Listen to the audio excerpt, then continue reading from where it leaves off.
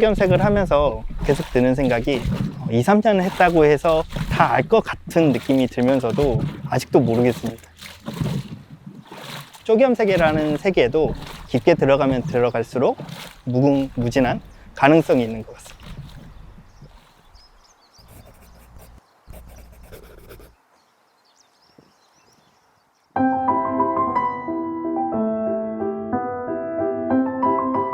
저희 지금은 어디 가는 중이에요? 오늘은 전라남도 나주의 정찬희 염색장 이수자님을 만나러 가고 있어요. 저희가 앞으로 무형유산 작가님들을 활동을 지원하고 도와주는 프로그램을 할 예정이어서 미팅을 하러 가고 있습니다. 저희 그러면 이수자님들을 위한 계획이 있을까요? 무형유산 이수자분들과 보유자분들 그리고 국가공인 명인 명장분들의 수수료를 전액 면제해드리고 온라인에서 판매 활동을 어려워하시기 때문에 그런 것들을 지원하고 그리고 또 직접 만나 뵙고 고충을 들어보면서 실질적으로 어떤 도움이 필요할지 이야기를 들어보고자 합니다.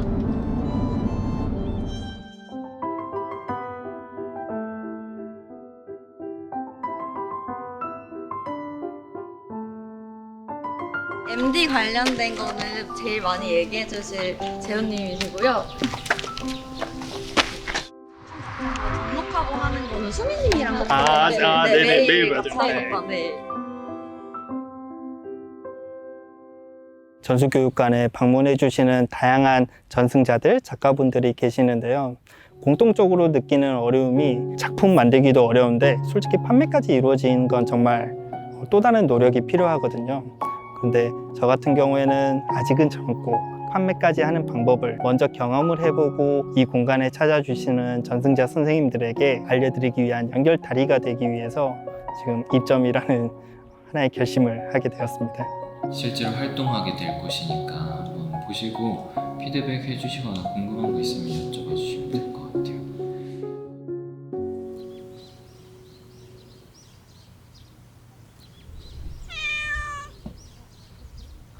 저는 국가무형유산 염색장 이수자 정찬희입니다. 저는 전남 나주시에서 염색장 보유자 정과채 선생님과 함께 전통 쪼겸색 문화를 잇기 위한 노력을 하고 있습니다. 이곳 마을에서 태어나셨고 이곳에서 이제 쪼겸색 문화가 계속 있었지만 한국 전쟁 이후에 이제 사라졌었죠. 그런 문화를 대학에서 미술을 전공하시면서 이게 사라져서는 안 된다. 그런 사명감을 가지시고 사라진 문화를 되살려서 2001년도에 보유자가 지정이 되셨습니다. 아마 그 당시에 최연소 40대 초반의 보유자로 지정을 되셨습니다. 그 과정이 물론 쉬운 게 없었죠. 지금 생각하면 혼자서 그 일을 한다는 게 정말 육체적으로도 정신적으로도 힘듭니다. 그럼에도 이 일이 옳다고 생각하고 본인뿐만 아니라 우리 모두에게 국가에게도 좋은 일이라고 생각하시기 때문에 아마 힘들어도 즐겁게 하고 계시지 않나 생각합니다.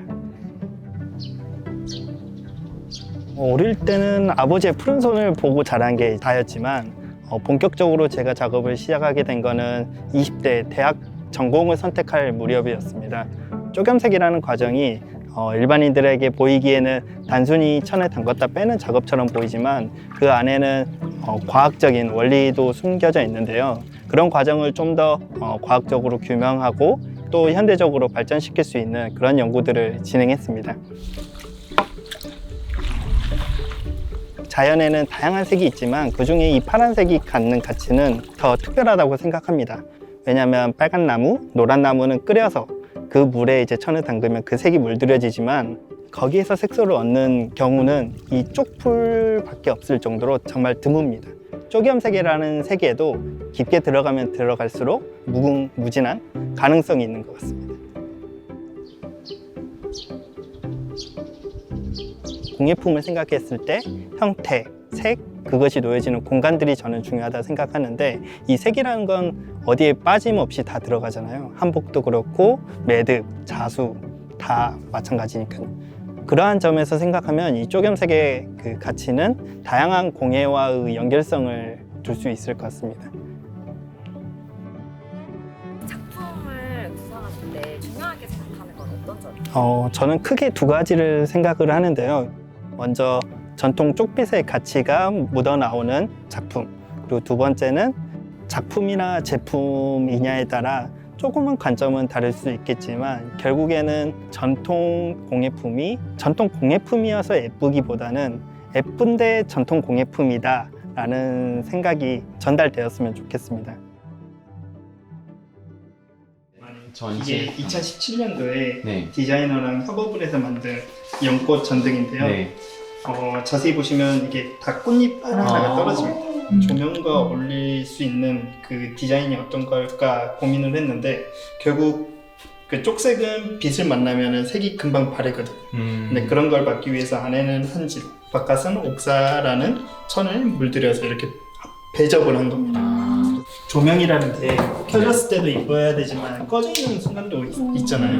꺼져 있을 때도 이쁘게끔 그런 걸 많이 고려했습니다.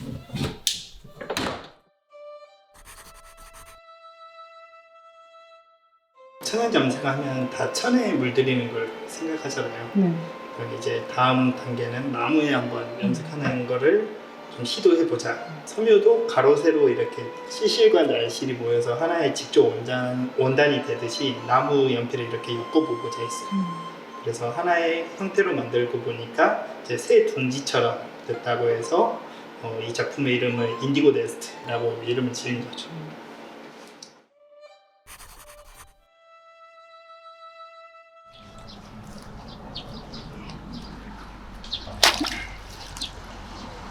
그만두고 싶었던 적은 없으세요? 그만두고 싶을 때요. 육체적으로 힘들 때, 예를 들면 이런 쪽풀을 삼복도 이 무더운 여름날 쪽 염료를 만들거든요. 그럴 때면 정말 힘들고 그만두고 싶죠. 그럼에도 이 쪽풀을 수확하고 염료를 만드는 과정에서 초록색 풀에서 파란색 색소가 나오는 과정을 보게 되거든요.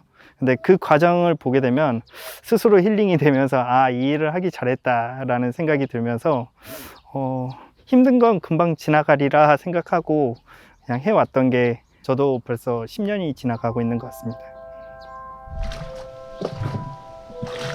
그냥 솔직히 말하면 요즘 20, 30대 젊은이들이 굳이 이 일을 할까? 라는 질문을 많이 받기도 하고 이게 생업에 도움이 될까 그걸 고민을 하고 있습니다. 그러나 그 질문들은 아마 젊은 저희 아버지도 똑같이 답변을 하셨을 거라 생각합니다. 답은 이 일이 저희가 좋아서 하는 일이고 전통 문화를 지키는 거기 때문에 그 과정에 최선을 다하는 게 이제 제 지금의 사명감이라고 생각을 하고요. 최근에는 이 문화재라는 명칭이 국가무형유산으로 바뀌었습니다. 그러면서 단순히 문화를 누구 한 명이 보유하고 하나의 주인공이 되기보다는 우리 모두가 즐길 수 있는 그런 유산으로 바뀌고 있다고, 그 과정이 있다고 생각을 하는데요. 이 전통 쪽염색이라는 게 결국에는 국가무형유산이잖아요. 더 많은 분들이 주인공이 되실 수 있게, 그리고 우리 모두가 그 주인이 될 수 있게 그런 일들을 하고 싶습니다. 무형유산을 발전시키기 위한 방향들은 다양하잖아요. 근데 아이디어스만이 할 수 있는 일이 분명히 존재한다고 생각합니다. 아이디어스가 지금까지 해왔던 수공예의 가치를 더 확산하기 위한 노력들이 이제 조금은 또 다른 방향의 전환점을 맞았나요? 맞았다고 생각을 하는데 저는 이러한 시도들이 되게 고무적이라고 생각을 하는데요. 그 관점에서 보다 더 전통 공예가들의 이야기, 그리고 그 과정에 담긴 가치가 일반 대중에게 전달되길 바라고 다양한 분야의 목소리를 담아서 알려주시면 좋겠습니다.